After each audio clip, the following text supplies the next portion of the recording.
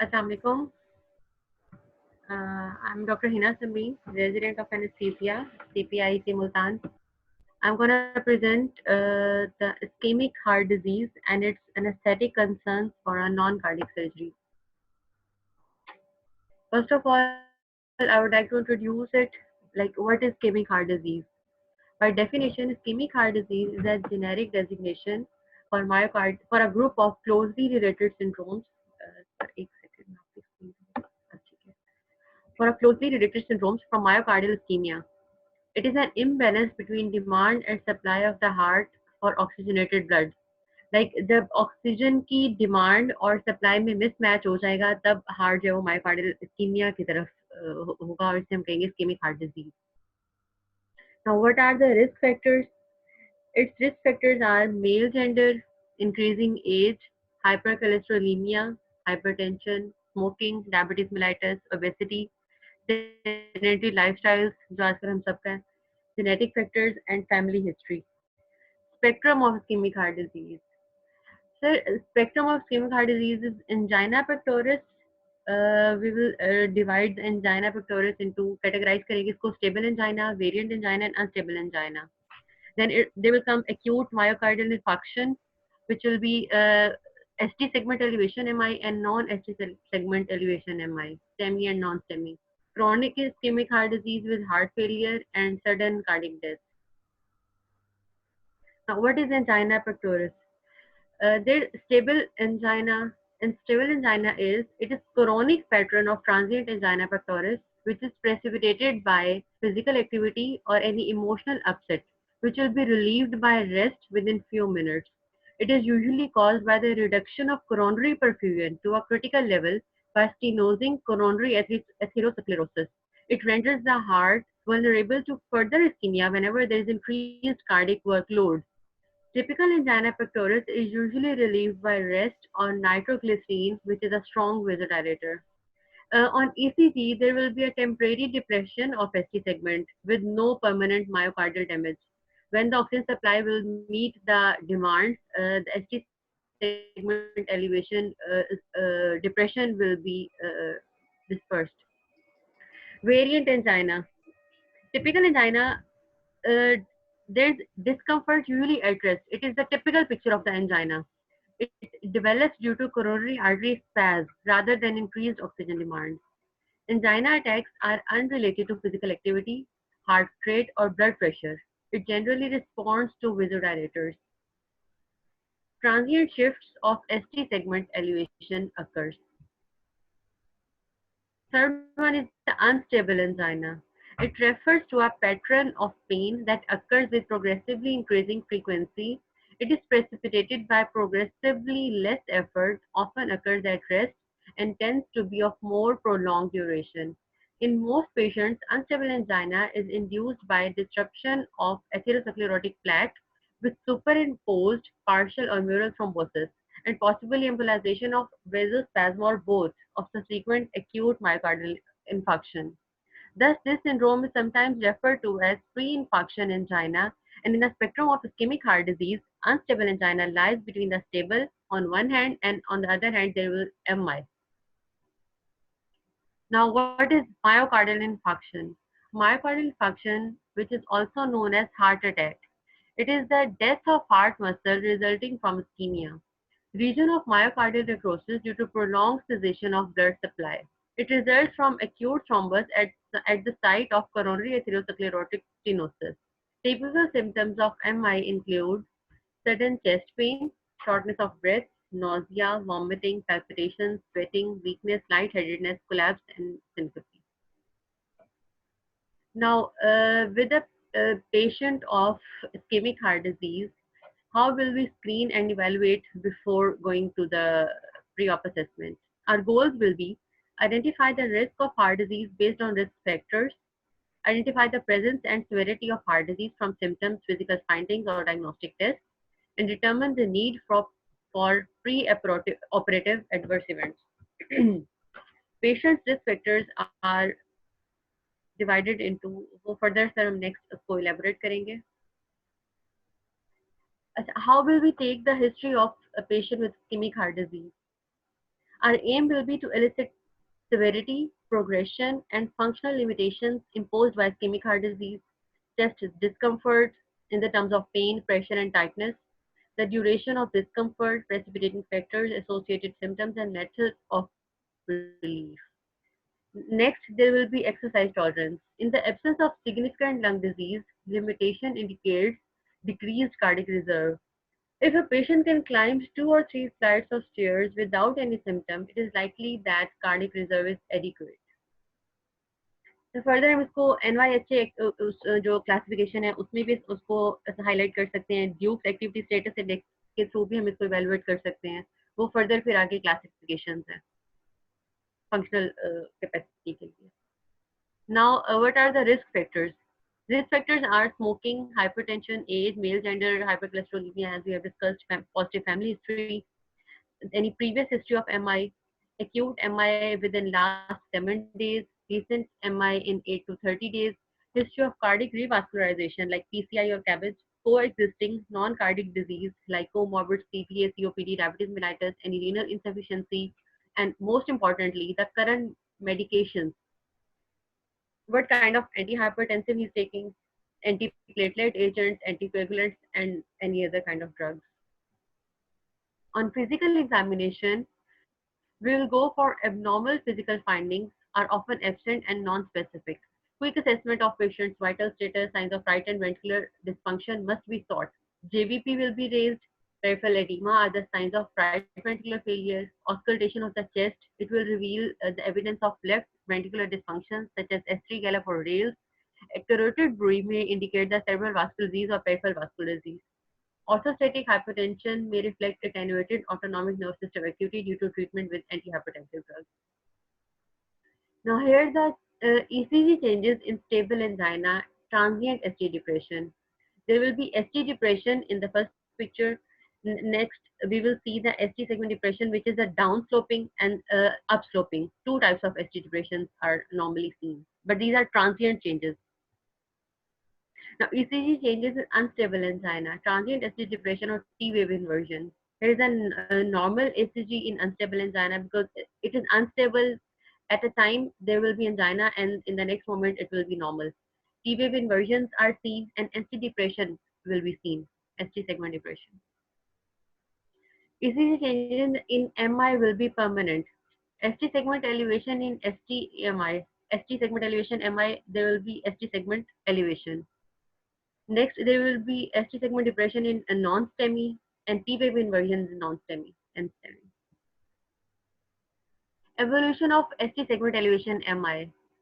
With the pattern of ECG changes, we can we can evaluate the time of the MI. Like कितना time हो गया है कि इसको MI हुआ था, हम ECG changes के साथ बता सकते हैं कि अब ये चेंज आ गया है तो इसको इतना टाइम हो चुका होगा. नॉर्मल ECG पैटर्न उसका होगा फर्स्ट पिक्चर में जो है. जो सेकंड पिक्चर है ना, with in minutes two hours there will be ST segment elevation. When there are many hours are passed or one day, Q wave will start to develop and T wave inversion will be seen. After 1 week, there will be a prominent Q wave and coronary T wave, which is the U-shaped T wave hogi. And after months, there will be only Q wave left. Now, risk stratification. Our aim will be identify the patient and at increased risk so as to manage them with pharmacological and other perioperative interventions that can lessen the risk and severity of perioperative cardiac events. Risk stratification के लिए हम जो है वो different scoring use करते हैं. Goldman cardiac risk index use कर सकते हैं या लीज रिवाइज्ड कार्डिक इंडेक्स हम यूज कर सकते हैं. According to American Heart Association guidelines, integrate the risk stratification according to clinical risk factors and ECG reviews, as we have seen, functional capacity by the MED scoring or the NYHA scoring, surgery-specific risk factors that will be like which kind of surgery we are going through or की type क्या होगी, उसकी duration क्या होगी, region की होगी and all. Predictors of increased perioperative cardiovascular risk. Major, intermediate, and minor. Major are unstable coronary syndromes, acute or recent MI, unstable or severe angina, decompensated heart failure, high grade AV block, symptomatic ventricular dysarrhythmias, or severe valvular heart disease. Now, the intermediate risk factors are stable angina, previous MI on the basis of history and ECG, compensated or previous heart failure, not current, diabetes or renal insufficiency in the form of comorbids. Now, the minor risk factors are age more than 70 years, ECG changes of left ventricular hypertrophy, LVB, left ventricular branch block, or ST or T segment elevations or changes, low functional capacity, and history of severe hypertension. They were the pre-operative assessment. Like pre-operatively हमने इन सारी चीजों को evaluate करना है, assess करना है और risk stratification, classifications करके हमने mind में idea बना लेना है कि patient की जो ischemic heart disease है उसका level क्या है और वो किस मतलब हमने उसके accordingly उसको कैसे manage करना है और कैसे आगे लेके चलना है. इंट्राऑपरेटिवली इस्केमिक हार्ट डिजीज का हमारे पास पेशेंट आ गया है, अब हमारे ज़हन में उसकी मैनेजमेंट और उसके प्लान्स क्या होंगे. Pathophysiological considerations during anaesthetic management. Ischaemic heart disease is a condition where the myocardial demand outstrips the oxygen supply from coronary vessels. Like जो हमारे पास डिमांड है ना, वो वेसल्स आगे नैरो है, स्पैज्म है या थोड़े से क्लोरोटिक है, लेकिन हमने डिमांड को फुलफिल करना है. The increase in stress during perioperative period causes adrenergic surge, leading to an imbalance of myocardial oxygen supply and demand ratio. तो हमने क्या करना है कि उस स्ट्रेस को कम करना है ताकि हमारी ऑक्सीजन डिमांड जो है वो कम रहे और हमारी जो सप्लाई और डिमांड की जो रेशियो है वो बैलेंस हो जाए. This is in turn causes ischemic myocardium. अगर स्ट्रेस बढ़ जाएगा, डिमांड बढ़ जाएगा, सप्लाई हमारे पास है नहीं due to the disease vessels, उससे क्या होगा कि इस्कीमिया वर्सन हो जाएगा. Alterations in the balance between prothrombotic and fibrinolytic factors resulting in hypercoagulability and possible coronary thrombosis. Fluid shift in the perioperative period adds to surgical stress. All these increase in perioperative morbidity and mortality. Now, what are the causes of myocardial oxygen imbalance? जो कि हमारी supply और demand का imbalance cause करेगा, वो क्या क्या reasons हो सकती हैं? Decreased oxygen supply में क्या होगा? हमारे पास coronary flow decrease हुआ है already. Tachycardia होगा तो हमारी डिमांड बढ़ जाएगी, परफ्यूजन टाइम कम हो जाएगा उसका, क्योंकि जो है वो डायस्टोलिक फेज में ही परफ्यूजन नहीं होती है. Hypotension, specially diastolic blood pressure जब लो होगा, हाइपोटेंसिव फेज आएगा तो उससे भी हमारी सप्लाई कम हो जाएगी. Hypocapnia, decreased oxygen content and availability, anaemia, hypoxemia, reduced release from HP. Like oxygen dissociation जो कर्व है वो शिफ्ट टू लेफ्ट हो जाएगी, इसकी जो सारी कॉजेज हैं उसमें आ जाएंगी. अच्छा, नेक्स्ट है जी इंक्रीज ऑक्सीजन डिमांड. एक ये तो हमने देख लिया कि सप्लाई अगर कम होगी तो उसकी क्या कॉजेज हैं. अब अगर हमने डिमांड बढ़ा दी, टैकीकार्डिया होगा तो डिमांड बढ़ जाएगी, इंक्रीज वॉल टेंशन होगी तो डिमांड बढ़ जाएगी, increase pre load, increase after load, increase myocardial contractility. All these factors will increase the demand of the myocardium. Now, what are the anesthetic goals? इस case में इस patient के हमारे पास क्या क्या एनेस्थेटिक गोल्स होंगे. First of all, we will prevent the myocardial ischemia by optimizing the myocardial oxygen delivery and reducing the oxygen demand. Next, we will monitor for ischemia by ECG and all the monitoring to institute appropriate measure to treat ischemia if and when it develops. Anesthetic considerations during the intraoperative period.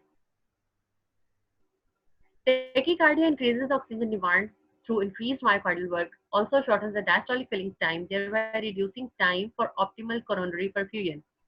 Then, like, what does it mean that we will avoid tachycardia by every mean? Like, if there's a pain, if there's a lightening of anesthesia, hypoglycemia, hypoxemia, and if any factor which will cause the tachycardia, will avoid that factor. Diastolic blood pressure in the absence of left ventricular volume overload, a diastolic arterial blood pressure of 60 millimeter of mercury should be sufficient to maintain coronary perfusion in most patients with coronary artery disease. Above 90 millimeter of mercury is counterproductive as this level invariably requires a high left ventricular wall tension. Like 60 is optimum, up to 90 is very high ventricular wall tension, thereby increasing oxygen demand as well. The aim should be to avoid persistent changes in blood pressure. Like हम एक optimum level पर रखेंगे. Hypotension में जाएंगे तो क्या होगा कि हमारी सप्लाई हो जाएगी, कॉम्प्रोमाइज हो जाएगी, तो वो भी हमारे लिए डेंजरस है. अगर हम हाइपरटेंशन की तरफ चले जाएंगे उससे भी क्या होगा कि हमारी डिमांड बढ़ जाएगी क्योंकि हमारी मायोकार्डियल जो वॉल टेंशन है वो बढ़ गई है.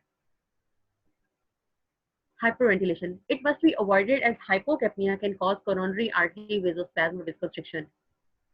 We will maintain the normothermia, minimizing the normal body heat loss is vital to avoid post-op shivering and precipitation of ischemic myocardial events. Shivering will also increase the demand. This can be achieved with warm IV fluids, warm operating room, atmosphere, post-warm air covers, and irrigation of surgical site with warm fluids. Correction of anemia. Blood loss to be taken care of. Anemia can cause critical reduction of myocardial oxygen supply in ischemic heart disease patients. This is the critical point, very important point, that optimize the patient if there is any anemic, like HB should be optimum before surgery and intra-op period में अगर हमारे पास blood loss हम उसको देख रहे हैं, foresee कर रहे हैं या मतलब if there's any undergoing blood loss, we will replace it aggressively. Now, these are the main goals or the main strategies we will adopt in the intra-op period. Now the induction, like how will we induce a patient with ischemic heart disease? In general anesthesia. We will use benzodiazepines. They will reduce anxiety, hemodynamic stability, extended duration of action, and potential for hypoxia. IV narcotics like fentanyl, opioids, effective control of catecholamine surge, adrenaline surge इसमें कम आएगा, pen का जो है वो सारा blunt हो जाएगा, respiratory depression and prolonged ventilation. Induction agents will be thiopentone is ideal. It decreases the myocardial contractility, preload and BP, and causes light increase in the heart rate, very light increase in the heart rate. Propofol causes dose-dependent decrease in myocardial contractility and produces significant decrease in BP and heart rate, not suitable for patients so in LV dysfunction. अगर हमारे पास कोई patient इसको moderate to severe LV dysfunction है तो उसमें प्रोपोल use नहीं करेंगे या कॉशियसली मतलब एज हम एमआईसी में करते हैं तो हम यूज कर सकते हैं. Etomidate, it causes minimal hemodynamic changes and is a good choice of patients for patients with poor cardiac reserve. Etomidate. Midazolam, it produces decrease in the MAP and increases in the heart rate.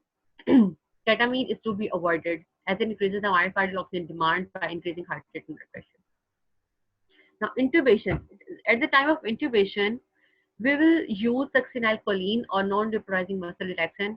We will blunt the hemodynamic response to tracheal intubation by keeping the duration short, less than 15 seconds. Use of transtracheal lidocaine, IV lidocaine, esmolol, fentanyl, and dexmedetomidine.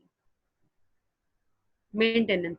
We will maintain the patient on volatile anesthetics to achieve controlled myocardial depression to minimize the intense central nervous system activity associated laryngoscopy and surgical stimulation. It will decrease the myocardial oxygen requirement and precondition the myocardium to tolerate ischemic events.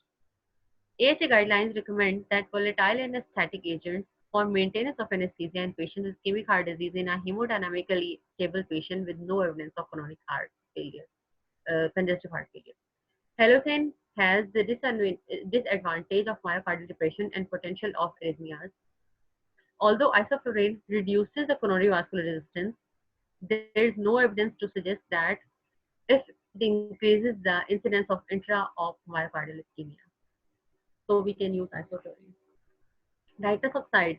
The use of nitrous oxide in patients with ischemic heart disease is questionable since it increases the pulmonary vascular resistance and predisposes to diastolic dysfunction and subsequent myocardial ischemia. So I think we should avoid nitrous oxide. Muscle relaxant, vicuronium, rocuronium, cisatracurium are attractive choices for patients with ischemic heart disease. Atracurium causes histamine release and subsequently fall in blood pressure, which makes it a less desirable agent. Pancuronium should be avoided due to its sympathomimetic activity. Increased sensitivity to muscle relaxants may be seen in patients for patients. Opioids.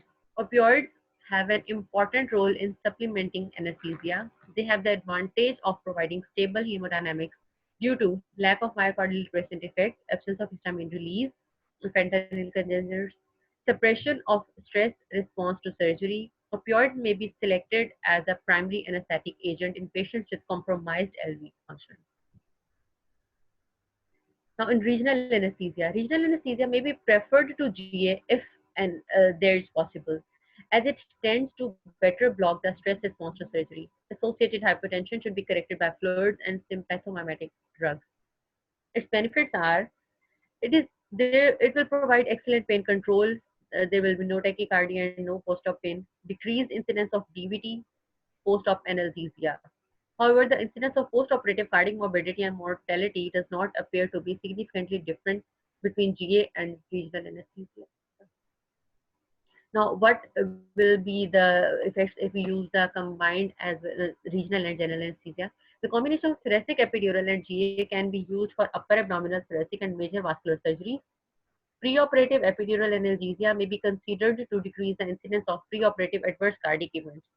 The main advantages of epidural blockade are superior postoperative analgesia and less diminution of vital capacity.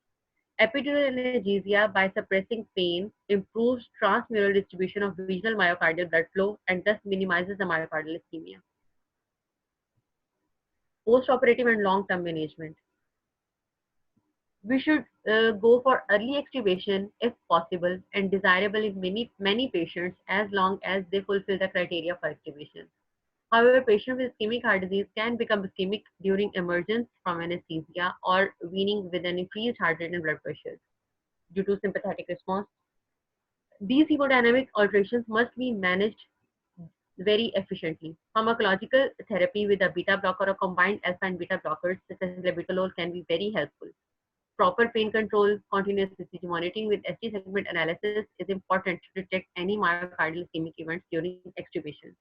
Supplemental oxygen to maintain adequate oxygen saturation is very important. Avoid and treat shivering. Prevent hypoxemia, hypercarbia, hypovolemia, and hypotension, as well as tachycardia. Now, what is the take-home message? Anesthetists must be able to identify patients with pre-existing ischemic heart disease or those at risk for perioperative myocardial ischemia, apply diagnostic measures, and guide medical management for patients with ischemic heart disease, optimize patients and with pre-existing ischemic heart disease for surgery, minimize physiological alterations and stress during surgery, and extend the care up to the post-operative period. Thank you so much.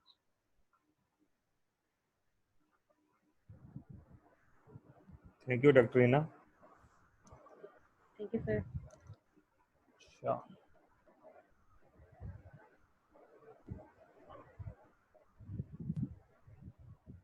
जी, किसी का question, कोई input देना चाहे?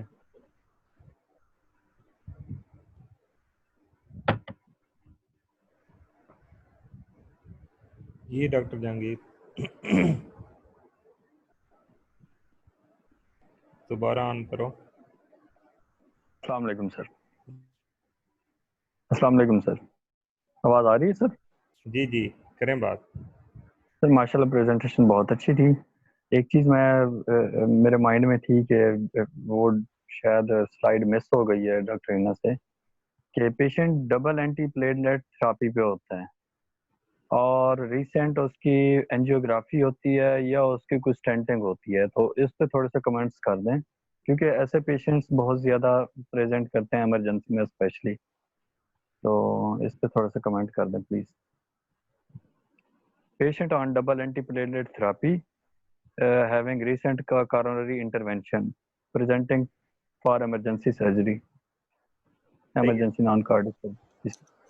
ठीक है, ये doctor Reena. जी sir. जी, देंगे जवाब। सर मेरा ख्याल है इसमें हम ट्रांसफ्यूजन करके तो कर सकते हैं, अदरवाइज इमरजेंसी सर्जरी है, you have to go for the surgery, तो प्लेटलेट ट्रांसफ्यूज करके तो we can go for the surgery. बाकी sir expert opinion definitely will be from your side. उसमें देखें, अगर तो आपकी इमरजेंसी सर्जरी है तो चाहे वो डबल प्लेटलेट पे या सिंगल प्लेटलेट पे, you have to proceed for surgery by controlling heart rate. ये एक असूल की बात है, आपने सर्जरी करानी है और हार्ट रेट को कंट्रोल कर लें और ब्लीडिंग को आपने रेस्क्यू करना है। अब रेस्क्यू के लिए डेफिनेटली आपको प्लेटलेट देने पड़ेंगे और फ्रेश ब्लड भी उसमें हेल्पफुल है, प्रोडक्ट्स देनी पड़ेंगी। तो बाकी अगर आपके पास ये आ गया इलेक्टिव केस, तो इलेक्टिव केस के लिए बेटर है कि आप सिंगल प्लेटलेट पे आ जाएं। उसमें aspirin can be used, can be continue till the day of surgery. तो जो एंटी प्लेटलेट ड्रग्स हैं उसको हम बंद करते हैं। तो ये है मेरे जहन में। बाकी जहांगीर यही बात पूछी या कुछ और पूछ रहे? जी एग्जैक्टली सर, यही था। और इलेक्टिव सर्जरी का भी था, वो मेरे जहन से निकल गया था। इलेक्टिव सर्जरी का भी था कि उसका एल्गोरिथम एक बुक में दिया और थोड़ा सा कंफ्यूजिंग है। सिंपल एंजियोप्लास्टी हुई है, एंजियोग्राफी हुई है, बेयर मेटल स्टंट डाला है, या उसको ड्रग एलूटिंग स्टंट डाला है, हाँ जी, डस्ट डाला है, या वो बीएमएस वो एक टेबल है एल्गोरिथम। कि उसमें अगर जो है ना ड्रग एल्यूटिंग है और इलेक्टिव सर्जरी है तो 30 डेज के लिए आपने प्लेटलेट्स चलानी एग्जैक्ट है, उसके बाद आप जी बंद कर सकते हैं। इसी तरह जो है बेयर मेटल है तो वो जो है वो मेरे ख्याल 1 वीक है, नहीं 14 डेज है सर। नहीं 14 डेज जी। जो है ड्रग है वो 3 मंथ है और बेयर मेटल 1 मंथ है। इसको करेक्ट कर लीजिएगा मेरे जो जहन में आ रहा है। तो जी 14 वीक्स हैं सिर्फ। एंजियोग्राफी अगर हुई है तो 14 वीक्स हैं, उसके लिए 2 वीक्स। वीक्स नहीं, डेज। 14 डेज, 14 डेज, हाँ 2 जी, वीक्स। ऐसे। और 4 to 6 वीक्स है मेरे ख्याल में बीएमएस के लिए, हाँ जी, और 3 मंथ्स हैं डेस्क के लिए। हाँ जी, ड्रग एल्यूटिंग, ये बिल्कुल ऐसे। Thank you sir. इसमें ज़्यादा हमें सिचुएशन वहाँ पे बनती है जहाँ पे जो है ना क्लोज कैविटी सर्जरी हो, या स्पेशली ये जो TURP आप करते हैं ये मोस्टली ओल्ड एज पेशेंट आते हैं और इनमें ब्लीडिंग का भी इशू होता है। तो अब वहाँ पे ये होता है कि आप जो है ना डबल प्लेटलेट चल रही है तो आइडियल तो ये है कि कोई भी एंटी प्लेटलेट नहीं चलनी चाहिए। तो वहाँ पे आप एस्प्रिन दे सकते हैं। बैलेंस करना है आपने रिस्क और बेनिफिट को। जी, और कोई क्वेश्चन या कमेंट?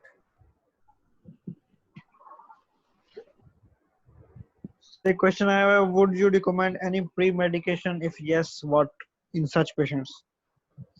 मतलब 1 day before surgery हमें क्या pre-med करना चाहिए ऐसे patients को, या at the time of the surgery? देखें, जो प्री मेडिकेशन है ना, प्री मेडिकेशन की 3 आपके सेगमेंट है जो मैंने अपने जहन में याद किए। मैं जब भी कहीं इस तरह की कोई डिबेट आती है जो प्री ऑप कर रहा होता हूँ पेशेंट का, तो मैं उन्हीं को जहन में रखता हूँ। एक है एंडोलिसिस, क्या आपने ये डिबेट आपने देखनी है कि उसकी एंडोलिसिस करनी है या नहीं करनी। तनवीर भाई आपको देते हैं क्या? तो एंडोलिसिस करनी है या नहीं करनी। अच्छा, दूसरी चीज़ है आपने जो क्या कहते हैं एस्पिरेशन प्रोफ्लेक्सिस देना है, और दूसरी होगी। और तीसरी चीज़ ये है कि आपने optimization specially related to any specific disease, तो वो कुछ देना कि नहीं देना। अब देखें, जो इस्कीमिक हार्ट डिजीज का पेशेंट है तो एंडोलिसिस करनी चाहिए अनटिल के वो हार्ट फेलियर में नहीं है।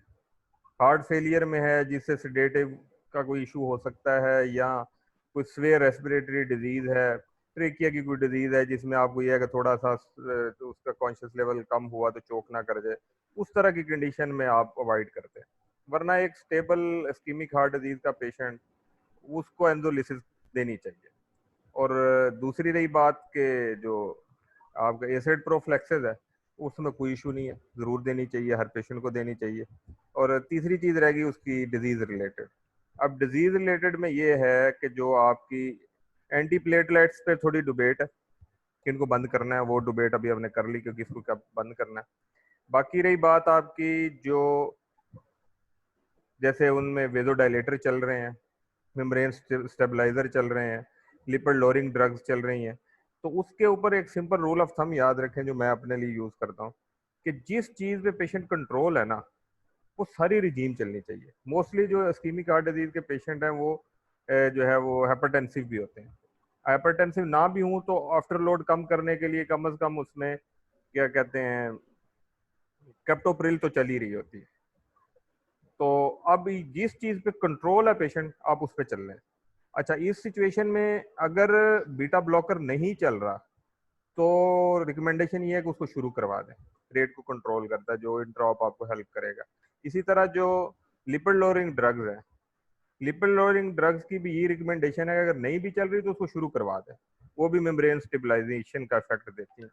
बाकी कोई और वेजोडाइलेटर ले रहा है, कोई पेशेंट अपना रेट लिमिटिंग ड्रग ले रहा है, वो सारी चलनी चाहिए। सिर्फ एंटी कोगुलेंट्स पे है एंटीकोगुलेंट्स की हमने डिबेट कर ली, तो उसको हमने बंद करना है।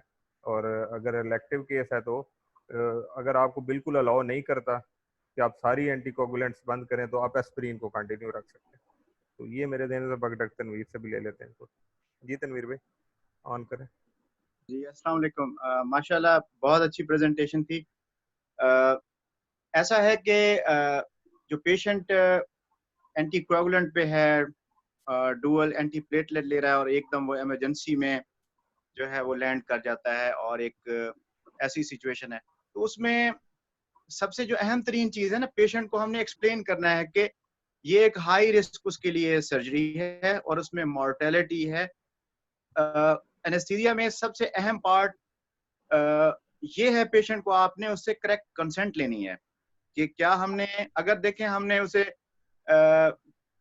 प्लेटलेट भी दे दिए, ब्लड प्रोडक्ट भी कह दिया, लेकिन हमने उसे एजुकेट किया ही नहीं है, उसे कंसेंट ही नहीं ली कि भाई इसमें आपका अप टू 10% रिस्क है, मॉर्टेलिटी का डर है, आपको एक ऑलरेडी एक सिग्निफिकेंट कार्डियोवास्कुलर डिजीज है और आप इमरजेंसी सर्जरी में आ रहे हैं, इसमें एनेस्थेटिक रिस्क ज्यादा है।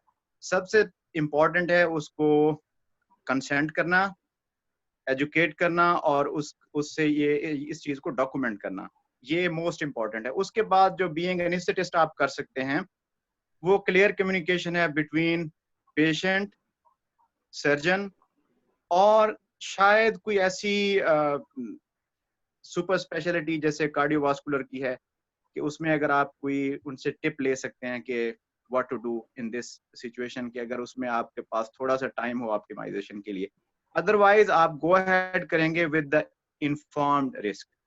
ये इसका जवाब हो गया। और डॉक्टर आमिर ने बहुत अच्छी एक्सप्लेन किया है अबाउट प्री मेडिकेशन। तो इन पेशेंट्स में जो हम प्री मेडिकेट कर सकते हैं एंजाइटी को कम करने के लिए, एंग्जियोलिसिस ऑफ कोर्स।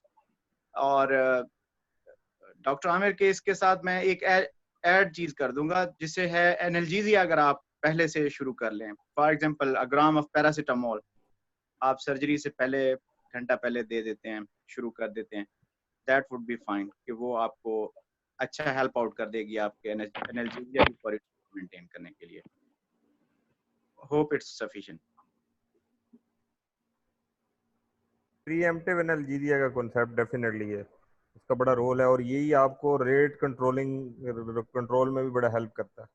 और ये डॉक्टर तनवीर ने बड़ा ही अच्छा ऐड कर दिया कि इवन आप कुछ ना दें, 1 ग्राम ऑफ पैरासीटामोल ही दे दें तो वो बहुत ज़्यादा हेल्पफुल होता है। इस पे प्रीएम्प्टिव एनाल्जेसिया पे हम नेक्स्ट पढ़ेंगे भी कि देखें ये चीज़ हमारे ज़हन में रहनी चाहिए कि जो पेन का कैस्केड है ना, वो कैस्केड एक दफ़ा शुरू हो जाती है तो फिर सिम्टम ऑफ पेन तो शायद कम हो जाए, लेकिन उसकी मॉलिक्यूलर लेवल के ऊपर जो चेंजेस डेवलप हुई हुई होती हैं वो उस तरह से कंट्रोल नहीं होती। तो इसलिए प्री एम्प्टिव एनाल्जेसिया का जो कॉन्सेप्ट है ये इसको हमें समझना चाहिए और यूज़ भी करना चाहिए। इसको हम यहाँ पे कार्डियक सर्जरी में यूज़ करते हैं MIC में, कि हम पेशेंट की इंडक्शन से पहले ही मॉर्फिन दे देते हैं उसको। अब उसकी हमें आफ्टरवर्ड जो एनाल्जेसिया रिक्वायरमेंट है, आप हैरान रहेंगे कि उसकी स्टर्नाटमी वाला भी जो पेशेंट है उसको हम पोस्ट में सिर्फ पैरासीटामोल दे रहे होते हैं और वो पेन फ्री होता है। उसकी रीज़न क्या है कि उसको प्री एम्प्टिवली इतना हैवी एनाल्जेसिया मिला हुआ होता है तो उसको बाद में ज़रूरत ही नहीं पड़ती। और इवन कि हम जब जो नए हमारे कोलीग ज्वाइन करते हैं तो बड़े हैरान रहते हैं कि एक दफ़ा ना डॉक्टर ज़ुबैर शहीन साहब कॉल अटेंड करने आए तो एनाल्जेसिया की बात चल पड़ी, तो उन्होंने कहा it's a very painful procedure, तो आपको बड़ा हैवी एनाल्जेसिया देना पड़ता होगा। तो मैंने बताया जी कि हम पेशेंट को 90% पैरासीटामोल, और पैरासीटामोल की भी बहुत कम डोज, तो आप जो है ना वो क्या कहते हैं 1 ग्राम से भी नीचे देते हैं, और उसके साथ अगर एडिशनल डोज यूज़ करेंगे भी तो वो ट्रेमोल 30 mg, उससे ऊपर अगर चला जाए तो सर्जन कहते हैं जी ये आप क्यों ज़्यादा दे रहे हैं। तो वो बड़े हैरान हुए कि ये कैसे हो गया कि इतना पेनफुल प्रोसेस, स्टर्नाटमी हुई हुई है, तो आप इतना जो है ना कम डोज का एनाल्जेसिया दे रहे हैं। तो वो फिर उनके साथ सारी डिबेट हुई तो वो बड़े इस पर कन्विंस हुए कि वाकई प्रीएम्प्टिव एनाल्जेसिया का बहुत बड़ा रोल है कि जो आपने पहले से ही रिसेप्टर ब्लॉक कर दी है, अब वो रिसेप्टर जो है एंड तक ब्लॉक है और पेन नहीं कर रहे। जी किसी और का कोई क्वेश्चन या कमेंट? बस इधर ही मैं थोड़ा सा ऐड कर लूंगा। एब्सोल्युटली ऐसे ही है। देखें जब वो सुपर स्पेशलिटी में चीजें चल रही होती है ना, जैसे ऑर्थोपेडिक सर्जरी हो रही होती है, नी रिप्लेसमेंट है, अब उसको इस्कीमिक हार्ट डिजीज भी है, और तो इनमें फिर क्या होता है कि जी आप पैरास्टामोल भी देते हैं, प्री गैबलिन शुरू आप कर देते हैं 1 डे बिफोर से। तो इस तरह की चीजें होंगे ना जो अल्टीमेटली बाद में बड़े अच्छे रिजल्ट हो जाते हैं। तो ये तमाम चीजें आ जाती हैं प्री मेडिकेशन में। तो बिल्कुल। इसमें कोई पर्टिकुलर नहीं है। और ये जो एंजियोलिसिस है ना, मिडाजोलम, ये बाज का इतना उल्टा पड़ जाता है, खास तौर पे एल्डरली में ना, कि दे बिकम टू मच सिडेटेड और हाइपोक्सिक। इसलिए ये हर किसी को मिडाजोलम भी नहीं दे देना, क्योंकि ये मैंने देखा है कि ये हमारा एक प्रोटोकॉल था यूएई में, जहाँ मेरे हॉस्पिटल में, कि भाई जो भी हर किसी को प्री मेडिकेट करना है और फुल 5 मिलीग्राम मिडाजोलम से। तो वो कुछ अरसा ही वो चला प्रोटोकॉल, और उसे बाद में ना रिवाइज करना पड़ गया, क्योंकि बहुत सारे उसमें पेशेंट्स ना अनड्यू, उनकी बड़ी लेट रिकवरी, इवन इंडक्शन के टाइम पे बहुत ज्यादा वो स्लीपी, और बाज़ बाद उनका कार्डियोवास्कुलर कंप्रोमाइज भी हो जाता है। तो ये देखभाल के करना है, लेकिन प्लस माइनस आप इसे यूज कर सकते हैं देख के अच्छी तरह पेशेंट को ना, not as a not for everyone like. अच्छा, इसमें ना एक और बड़ा ज़बरदस्त एजेंट है जहाँ पे आपको ये इस तरह के कंसर्न हो ना, तो पेशेंट सेडेट हो जाएगा या एयरवे वगैरह चोक कर जाएगा, तो मेलेटोनिन बड़ा ज़बरदस्त एजेंट है।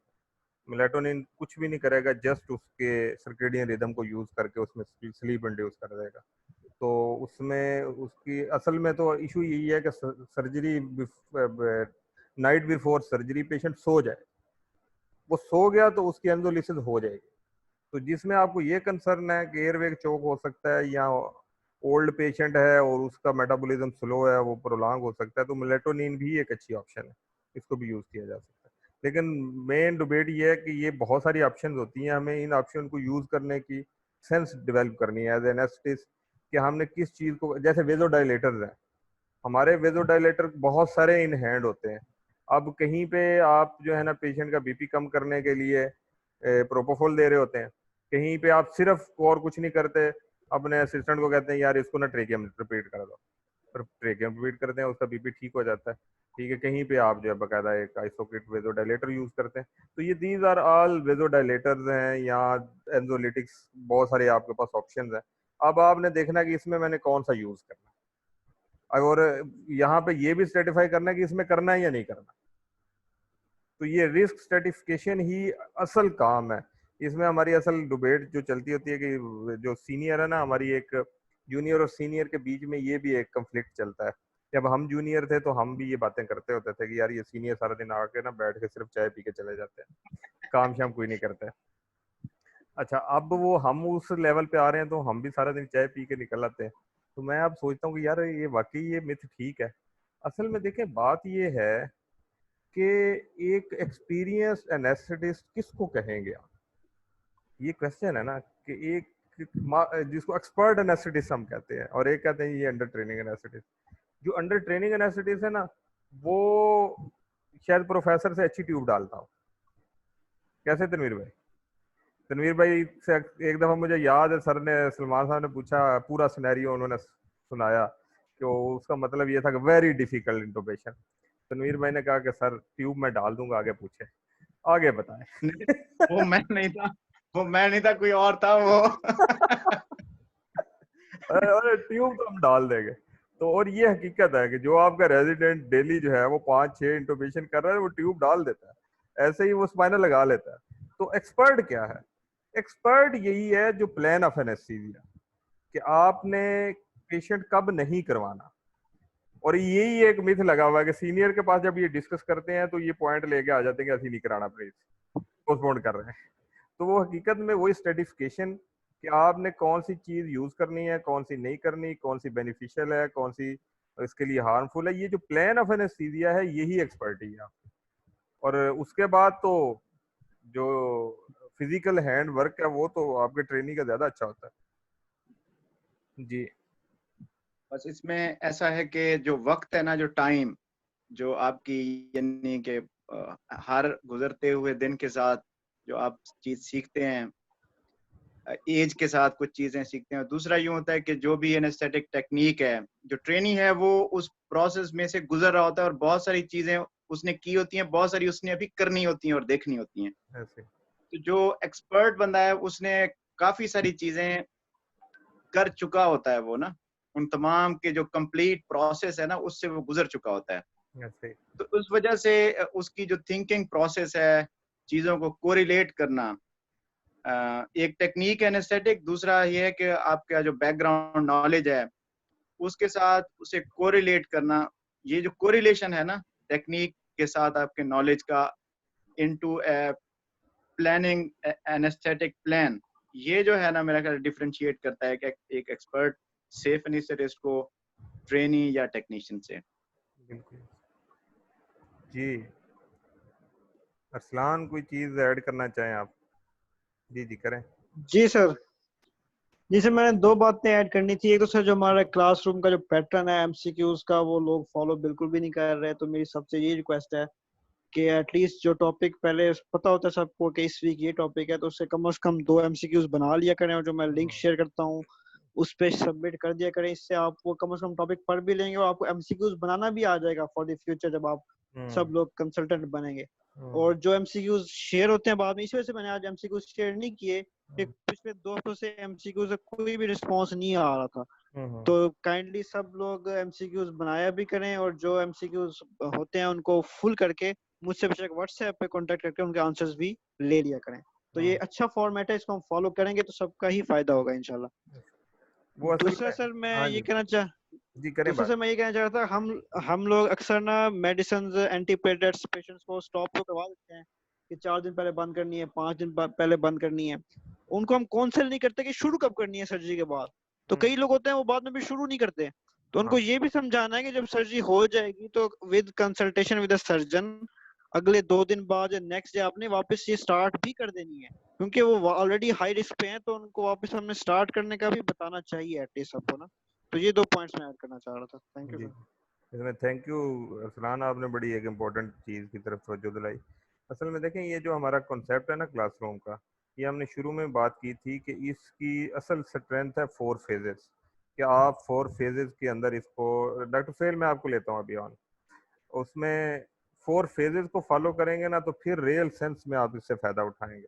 वरना तो ये इसी क्लासरूम में भी चलें आप आके बैठ के कुछ बातें सुन लेंगे, उससे भी कुछ ना कुछ ले जाएंगे, लेकिन असल जो आप इसमें से चीज़ें निकालेंगे वो 4 फेजेस को फॉलो करके करेंगे। कि आपने बुध तक आप पढ़ें, थोड़ा थोड़ा पढ़ लें, जो भी पढ़ें उस पर 1-2 क्वेश्चन बना लें। ये बेसिकली जो क्वेश्चन है ये एक जो है ना वो क्या कहते हैं मॉनिटरिंग अलार्म है, कि अगर किसी ने क्वेश्चन बनाया तो हमें समझ आती है कि यार इसने ना कम से कम बुक तो खोली है, जब बुक खोली है कुछ बुक तो पढ़ा तो खोलिए है। एग्जैक्टली। ठीक है, उससे एक कॉन्फिडेंस डेवलप होता है कि जी स्टूडेंट कम से कम पढ़ रहे हैं उसको। अच्छा, उसके बाद जब आप एमसीक्यूज बनाते हैं, आगे ये है कि आप एमसीक्यूज का जो क्विज है वो रेगुलर इंशाल्लाह हम नेक्स्ट करेंगे, तो उसको करने से आपको जो डिबेट होने जा रही है लेक्चर में उसकी तरफ आपकी कंसंट्रेशन आती है कि ये वो चीज़ें हैं जिस पे फोकस करना है मैंने। जो क्विज है बेसिकली इसको कहते हैं असेसमेंट ड्राइव लर्निंग। ये एक पूरा कॉन्सेप्ट है लर्निंग में, मेडिकल एजुकेशन में, कि आप प्री प्रेजेंटेशन असेसमेंट एक डाल देते हैं जो क्वेश्चन की फॉर्म में होती है या क्विज की फॉर्म में। तो उससे जो है वो ये आप साइकोलॉजी आप अपनी कर सकते हैं उसको रिमाइंड, कि जब जो क्वेश्चन मैंने शायद फाइनल ईयर में भी किए थे वो आज तक मुझे नहीं भूले, चाहे मैंने गलत भी किए थे, वो आज तक उसको मैं उसको याद रखता हूँ। तो ऐसे ही जो एमसीक्यू या कोई असेसमेंट की चीज़ मेरे सामने से गुजरी होती है तो वो मुझे रिमाइंड रहती है। अब वो जब मेरे जहन में होती है तो लेक्चर को सुनते हुए मैं उन चीज़ों को ज़्यादा पिक करता हूँ।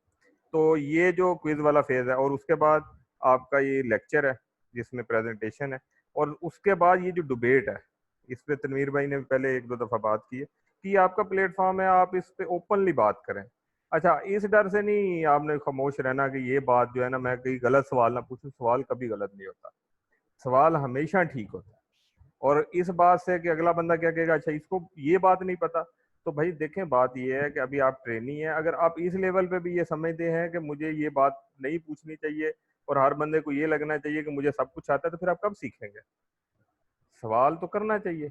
और ये तो कुरान पाक की फिलॉसफी को भी अगर हम स्टडी करें तो कुरान तो कहता है कि जो गौर व फिक्र करते हैं, जो पूछते हैं, सवाल आधा इल्म है, कि जब आप एक बात पूछते हैं तो आपको भी क्लियर होती है और आपके सारे बैठे हुए पूरे क्लासरूम को भी क्लियर हो जाती है। तो ओपनली आप कमेंट करें, क्वेश्चन करें, और मैं आपको पूरा यकीन दिलाता हूँ कि कोई बंदा यहाँ पे आपको इस सेंस से नहीं डील करेगा कि ए तुसी की गल कर देते जी, तो है भी नहीं पता। तो अप्रिशिएट करेंगे सारे, और यही हेल्दी एनवायरनमेंट है जो हमने डेवलप करना है। डॉक्टर सेल आप अनम्यूट करें।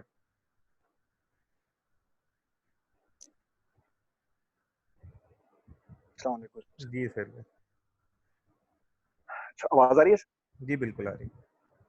सर? वो ब्रिजिंग थेरेपी और टीयूआरपी पे भी आप थोड़ी सी बात कर रहे थे कि स्पेशली जो टीयूआरपी के लिए हमारे पास पेशेंट्स आते हैं तो उनको हमने अगर लेजर से नहीं कराना और इस तरह से कराना है तो उसको हम किस तरह से देखते हैं? ये थोड़ा सा काइंडली अगर आप अभी टाइम तो आज बच गया हमारे पास, थोड़ा सा अगर आप बता देंगे तो रिवाइज हो जाएगा सबका, स्पेशली ब्रिजिंग थेरेपी और टीयूआरपी वाला अगर एक पेशेंट आ रहा है और वो पहले ले रहा है।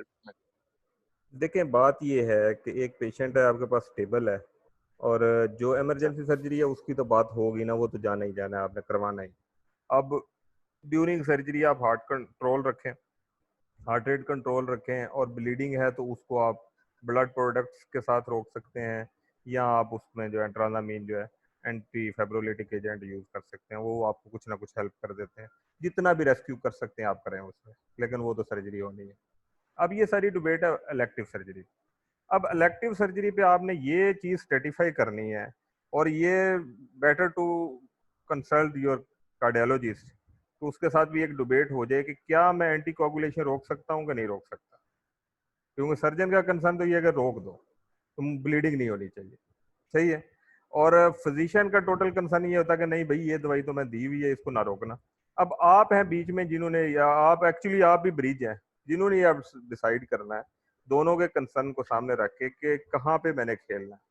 अब उसको सामने रख के आपने डिसाइड करना है कि क्या टोटल एंटी कोगुलेशन रोकी जा सकती है। अगर तो रोकी जा सकती है तो उसका फार्मूला बड़ा सीधा सा है कि आप जो है एंटी प्लेटलेट्स, उसका एक पूरा टेबल है कि क्लोपिडोग्रेल है तो 7 दिन पहले रोक दें, क्लोपिडोग्रेल है तो 15 दिन है उसका, ठीक है। उसके अलावा शॉर्ट एक्टिंग एजेंट्स भी हैं तो वो उसका आइडियल। इसी तरह जो एस्पिरिन है तो 3 to 5 डेज है, उसको रोक दें। और अगर मेरीवान यूज़ कर रहा है तो मेरीवान का सिंपल है कि आपने 5 डेज के लिए रोकना है, और उसके साथ अब आपने डिसाइड करना है कि अगर टोटल रोक सकते हैं तो फिर तो बात खत्म हो गई, रोक दें, सर्जरी कराएं, और जब जो ही एनपीओ खत्म हो आप शुरू करवा दें। अच्छा, अगर है ये सिचुएशन कि अब भाई आप मुकम्मल नहीं रोक सकते, जैसे डीवीटी है, मेरीवान ले रहा था डीवीटी की वजह से, अब वो रोका जी तो डीवीटी हो सकती है, सर्जरी डीवीटी को प्रेसिपिटेट करती है। ऐसे ही कॉर्नरी बड़ी जो है ना डिफ्यूज डिजीज है, और उसमें ये रिस्क है कि अगर हमने रोका तो अब डिसाइड ये हमने करना है क्या मैं सिंगल थेरेपी पे जा सकता हूँ। तो उसमें रिकमेंडेशन ये है कि अगर सिंपल आप एस्पिरिन चला रहे हैं तो आप सर्जरी के लिए प्रोसीड कर सकते हैं, उसमें कोई relatively high risk of bleeding नहीं।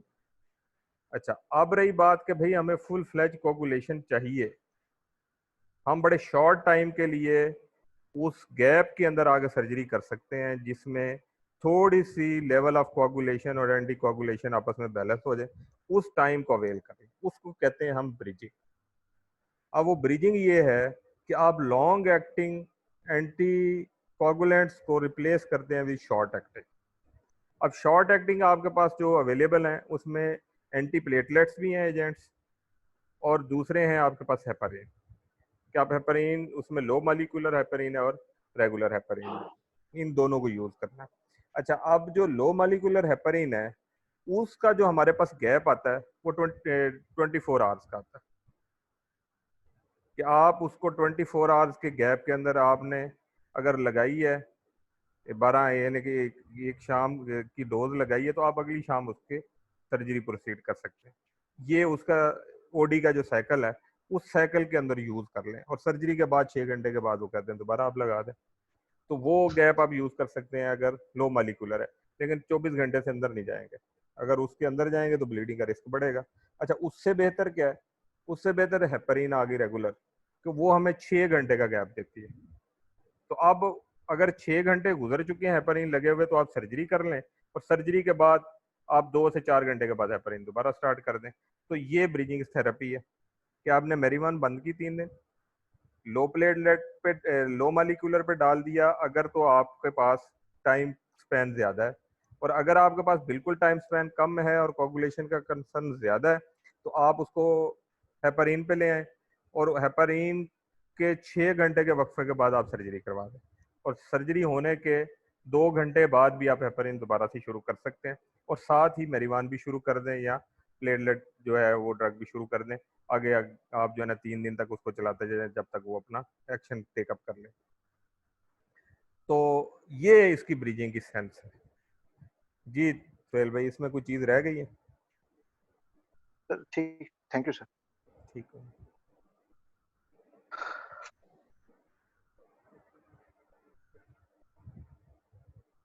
इसमें ये जो Thank you, कॉन्सेप्ट है ना, ये कॉन्सेप्ट है ना कि हम एंटी कोआगुलेंट रोक देते हैं, वो बेसिकली रोकते नहीं है। हेपरिन भी आप रोकते नहीं है, सिर्फ उसके इफेक्ट के वेव ऑफ होने के टाइम को यूटिलाइज करते हैं कि आप 6 घंटे के बाद हेपरिन रिपीट करते हैं, तो वो जो 6 घंटे वाला टाइम है ना, जब उसका इफेक्ट अगली आपने डोज रिपीट करनी थी, उस डोज को थोड़ा सा डिले कर देते हैं और उस टाइम में सर्जरी कर लेते हैं, और सर्जरी करने के बाद आप 2 घंटे के बाद भी दे सकते हैं हेपरिन।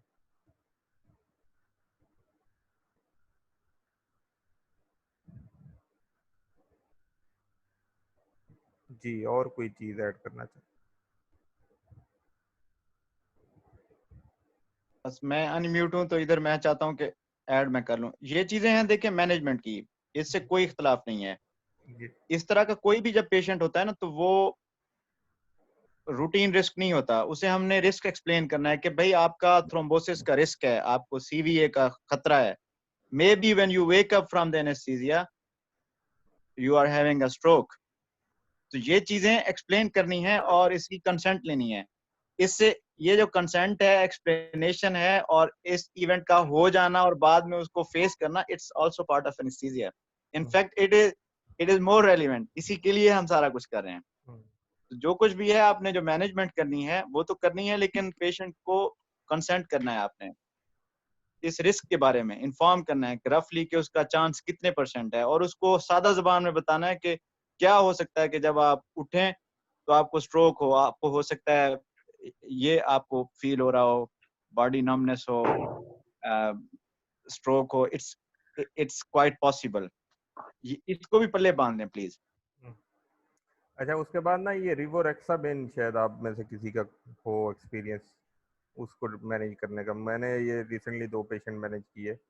मेरे पास एक पेशेंट आया, वो उनको था फिशर, फाइनल में कराना था, तो I was just dealing first time, मुझे पहले मैंने नहीं पढ़ा हुआ था, फिर उस टाइम मिला तो मैंने पढ़ा उसको।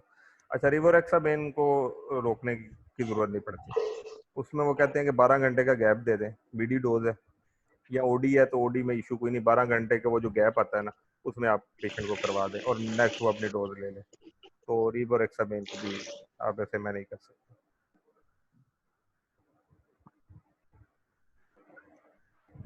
जी डॉक्टर हिना बैठी हैं। Doctor Hina, thank you so much, आपने माशाल्लाह बड़ी अच्छी प्रेजेंटेशन थी और बड़ी फोकस डिबेट थी, कंसाइज करके सारे लोगों ने चीज़ों को समझ भी लिया, तो थैंक्स फॉर योर कंट्रीब्यूशन। इस पे अरसलान ने जो है ना सर्टिफिकेट भी डिज़ाइन किए हुए हैं, तो सारे प्रेजेंटर्स जो हैं उनको हम ऑनलाइन क्लासरूम की तरफ से और medteach.com की तरफ से जो है वो सर्टिफिकेट्स भी देंगे। और उस पे जो है अब हम जो है ना, मैंने अभी ज़ाती तौर पे 1-2 चीज़ें प्लान की थी कि छोटे छोटे जो है ना हम वीडियो डिज़ाइन करें। उसमें वो एक्मो वाली मैंने एक वीडियो बनाई थी, तो उससे मेरा आगे फिर वो पाशा साहब की मैनेजमेंट से कुछ क्वेश्चन थे तो वो हमने बना दी। उससे मेरे जहन में 2-3 आइडिया है कि सपोज करें मैं जो है ना डेक्समेटोमिडीन यूज़ करता हूँ। अब मेरा उसका एक पर्सनल अपना एक्सपीरियंस है, एक है उसका लिटरेचर, तो उसके ऊपर तो प्रेजेंटेशनें हमने देखी हुई है। एक मैं 10 मिनट की वीडियो सिर्फ बनाऊँ माई पर्सनल एक्सपीरियंस, तो उस पर मैंने मैं अभी करूँगा आपके साथ शेयर, उसको मैंने वीडियो को डिज़ाइन किया था कि मैं 5-6 स्लाइडें बना दूँ, कि उसका मैकेनिज्म एक्शन बता दूँ, यूजेस बता दूँ और पर्सनल यूज़ जो मैंने किया है। अच्छा, उसके ऊपर मेरा जो अपना एक्सपीरियंस है।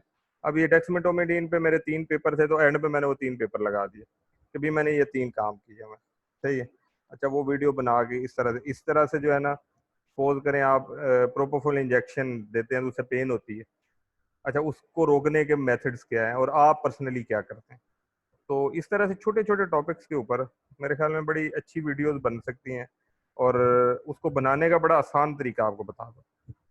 ये एक टिप बता रहा हूँ आपको कि ये जैसे आपने स्क्रीन शेयर की ना, तो मैं अब इसी ज़ूम के ऊपर जाके अपनी प्रेजेंटेशन शेयर करके रिकॉर्डिंग पे लगा देता हूँ। मुझे कोई और सॉफ्टवेयर यूज़ ही नहीं करना पड़ता, पीछे मेरी प्रेजेंटेशन चल रही है, वो रिकॉर्ड हो जाती है और साथ ही मेरी साउंड और वीडियो उसमें जो है ना एक्रीडेट हो जाती है।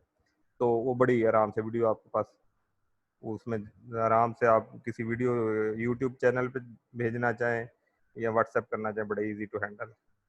तो ये इस तरह के आइडियाज़ आए हैं तो बनाएं, उसको शेयर करें। जी समर, समर आपका ऑडियो वीडियो लिंक नहीं है यार। अगर आप मोबाइल यूज़ कर रहे हैं ना, तो स्पीकर वाले के ऊपर जाके आप क्लिक करें, फिर आपकी आवाज़ आएगी हम तक।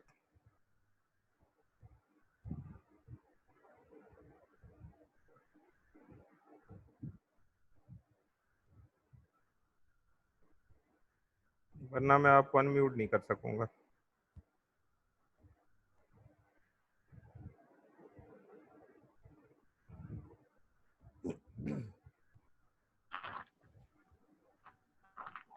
जी, मेरे ख्याल में समर ने ना ये पहली दफ़ा यूज़ किया है, यहाँ कोई मसला है इसके साथ, तो इसका ऑडियो वीडियो नहीं लिंक आ रहा।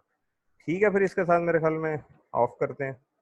और नेक्स्ट वीक का जो टॉपिक है हमारा, वो है valvular heart disease and anaesthesia management. उसमें हम प्रेगनेंसी रिलेटेड तो हमारा स्पेसिफिकली एक हो गया होगा टॉपिक, तो इसमें हम अदर देन प्रेगनेंसी जो टॉपिक है उसको कवर करेंगे, और तमाम वल्वुलर जो हैं टाइप्स उसको भी कवर करने की कोशिश करेंगे, और किस सिनेरियो में कौन सा एनेस्थीसिया मैनेजमेंट है और इसके, वो सारी डिबेट करेंगे।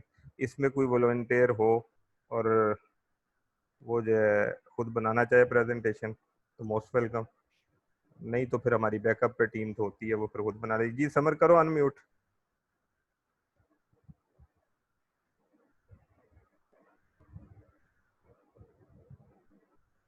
आपको अनम्यूट की ऑप्शन आ रही होगी, अनम्यूट करो।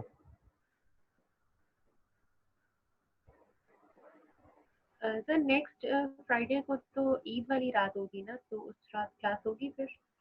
तो देखें, क्लास तो होगी, घर में बैठे होंगे, हमने क्या करना रात के 11 बजे। हाँ, ये हो सकता है कि जिनकी नई शादियां हुई हुई हैं उनको तो चलो। तनवीर भाई, तनवीर हम अवेलेबल होंगे भाई इंशाल्लाह। वो यार available। हम तो कहीं छुप के, हमने ईद वाली रात भी वैसे ही गुजारनी, तो हमारी बाकी भी रातें वैसी ही है, तो कर लेंगे क्लास। ठीक है, ठीक है, चले इसी बहाने वो ठीक है क्या सर। कहते हैं जी, वो एडवांस ईद भी मिल लेंगे। जी सर। बाकी चले, अल्लाह खैर करे जी। Thank you so much. इस समर का थैंक कोई यू सो मसला मच चल सर, रहा है, थैंक यू। इसको मैं बाद में फिर इससे डिस्कस करता हूँ। ओके जी, अल्लाह हाफिज। अल्लाह हाफिज सर।